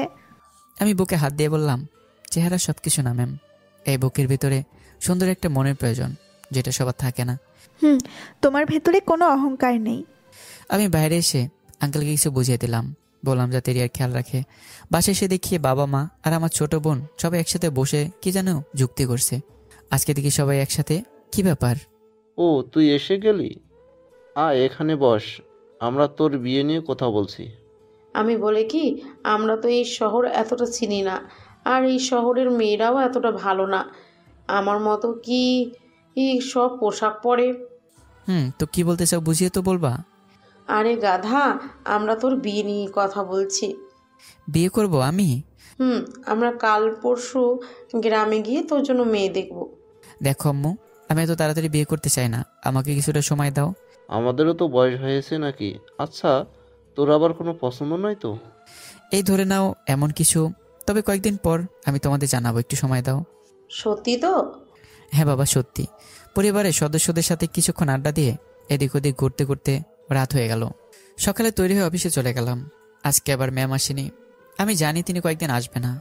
4 দিন পর ম্যাম অফিসে আসলেন, তবে এখন খুব চুপচাপ থাকেন তিনি, কারোর সাথে দরকারি প্রয়োজন ছাড়া কথা বলে না। তবে এখন ম্যাম মুখে মাস্ক পরে অফিসে আসে। আমি আঙ্কেলের সাথে কথা বলে জানতে পারি ম্যাম নাকি বাসায় সবসময় চুপচাপ থাকেন, কারোর সাথে মিশে না, এমনকি দরকারি প্রয়োজন ছাড়া কথাই বলে না। না না, এভাবে চলতে দেওয়া যাবে না, পরে ম্যাম নিজের ভেতর থেকে নিজেকে হারিয়ে ফেলবে। হ্যাঁ, আজকে আমি কঠিন একটা সিদ্ধান্ত নিয়েছি, সেটা হলো রিয়া ম্যামকে আমি বিয়ে করব। তবে তাকে মনে মনে যদিও আমি পছন্দ করি, তবে বলতে পারিনি। আজকে রাতে অফিসের কাজ শেষ করে বাবা মার রুমে গেলাম। আরে লাদেন, আয় আয়, তোর জন্যই তো অপেক্ষা করছি। তারপর বল, তোর বিয়ের খবর কি? আম্মু, সারা জীবন তোমাদের মুখের উপর আমি কথা বলিনি, তোমাদের অনুমতি ছাড়া কিছুই করিনি। আজকে একটা সিদ্ধান্ত নিয়ে নিছি, জানি না এটা তোমাদের কাছে গ্রহণযোগ্য হবে কিনা। আরে বলে ফেল, আর আমরা তো জানি আমাদের ছেলে এখন বড় হয়েছে। আসলে বাবা, আমি একটা মেয়েকে খুব পছন্দ করি, তবে এত তাড়াতাড়ি বিয়ে করার আমারও ইচ্ছে ছিল না। হয়েছে কি, আমি যে অফিসে কাজ করি, আমার বস তিনি খুব ভালো ছিলেন। বস চলে যাওয়ার পর তার মেয়ে আসে, তার ব্যবহারও খুব ভালো, অফিসে সবার সাথে ভালো ব্যবহার করতো, সবসময় নিজে হাসি খুশি থাকতো। কিন্তু আজকে তার এই সময় আমরা কেউই তার পাশে নেই। কেন, মেয়েটার কি হয়েছে? ওকে একজনকে পছন্দ করতো, কিন্তু রিয়া ম্যাম পছন্দ করতো না, যার কারণে ছেলেটা ম্যামের মুখে অ্যাসিড ছুঁড়ে মারে।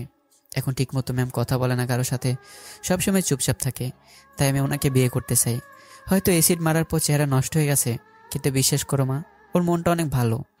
যাকে নিয়ে তুই সারা জীবন থাকবি, পছন্দ হওয়া উচিত তো তোর। আর আমরাও অনেক খুশি, আমাদের ছেলে একটা সঠিক সিদ্ধান্ত নিয়েছে। তোমরা কালকে স্যারের বাসায় যাবে, আর কালকে আমি ম্যামকে বিয়ে করব। কোনো অনুষ্ঠান ছাড়াই? এসব পরে হবে, এখন তোমরা বলো কি, আমি জানতে চাই। আমরা আর বলবো কি, যা তোর বসকে কল দে আর বল কালকে আমরা আসছি। আমি বসের নম্বরে কল দিয়ে বাবার কাছে দিয়ে দিলাম। বাবা অনেকক্ষণ কথা বলে ফোনটা রেখে দিল। কি বলছে বাবা? উনি এটা শুনে খুব খুশি হয়েছে। আচ্ছা, তাহলে কালকে তোমরা বসের বাসায় যাবে, আর আমি ম্যামকে অফিস থেকে বুঝিয়ে বাড়িতে নিয়ে যাব। আমি আবার কল দিয়ে বসকে সব বুঝিয়ে দিলাম। সকালে সবাই রেডি হলাম, আমার পরিবার গেল বসের বাসায়, আমি গেলাম অফিসে। অফিসে গিয়ে দেখি ম্যাম এখনও আসেনি। এই তো এসে গেছে।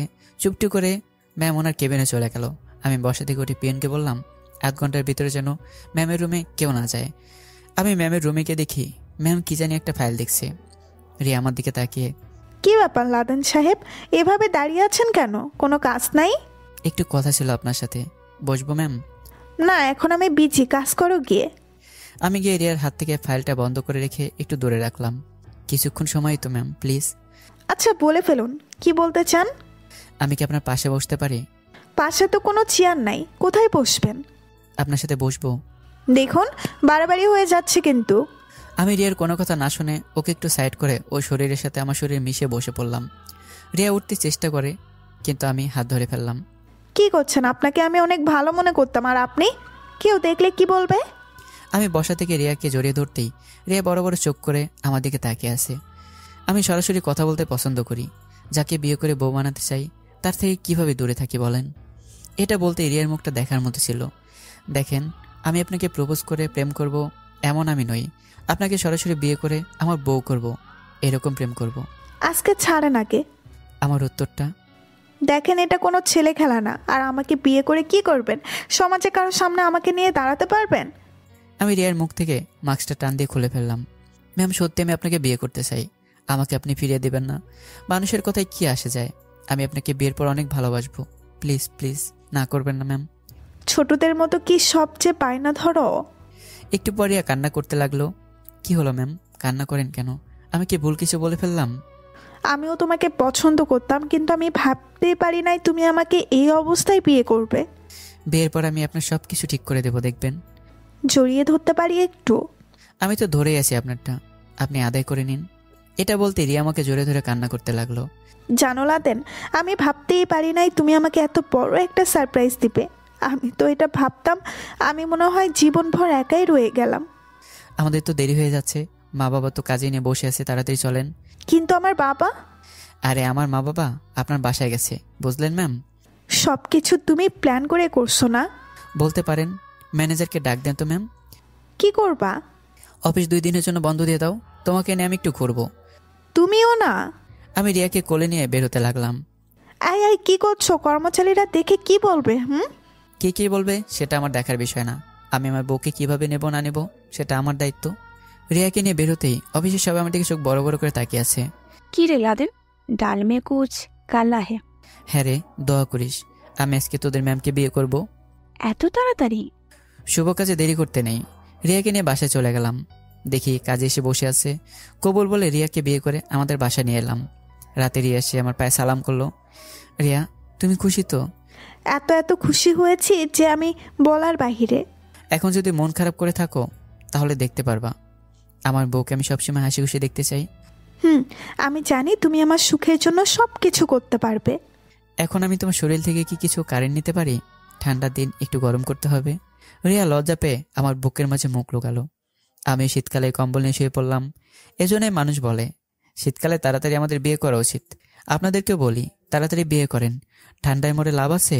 সবাইকে শীতকালের শুভেচ্ছা জানিয়ে গল্প শেষ করলাম। কেমন হয়েছে গল্পটি জানাতে ভুলবেন না। পরবর্তী গল্পে তৈরি থাকবেন। আল্লাহ হাফেজ।